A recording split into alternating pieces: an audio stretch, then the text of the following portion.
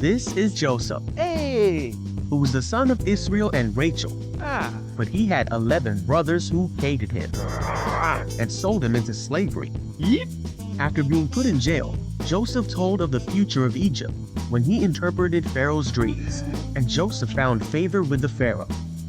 The Pharaoh made Joseph a leader in his kingdom. Just as Joseph had told the Pharaoh, Egypt had 7 years of abundance. Then the 7 years of abundance came to an end, and the 7 years of famine began, just as Joseph had said. But the Egyptians had food to eat because Joseph had planned for the famine. There was famine in all the other lands, and many came to Joseph to buy food. There was even a famine in the land that Joseph came from. So when Israel heard that there was grain in Egypt, he sent his sons to buy some. Yeah! But Israel did not send Benjamin with the others because he was afraid that harm might come to him.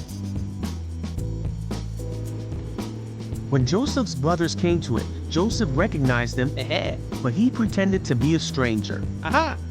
So Joseph decided to test his brothers. He had his interpreter tell them to send for Benjamin, who had stayed home. And then he threw his brothers in jail for 3 days. On the third day, Joseph let all but one of the brothers take grain to their starving households with the instruction to bring Benjamin back. But Joseph provided for his brothers' journey and gave them grain and silver. The brothers did exactly as Joseph instructed, as they were scared that God was punishing them for what they had done to Joseph so many years before. They traveled home to their father's house and back to Egypt. Now that he had seen that they brought Benjamin, Joseph was overwhelmed, so he released the brother who was still in prison.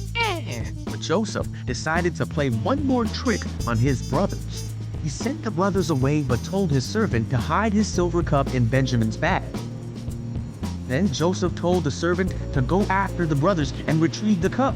The brothers hadn't traveled far before the servant stopped them and accused them of stealing the cup.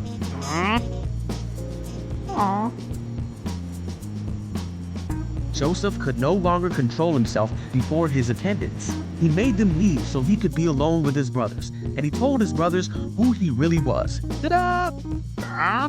He told them of his life and all he had experienced, and he forgave them for what they had done. God was with Joseph and took care of him and showed him favor.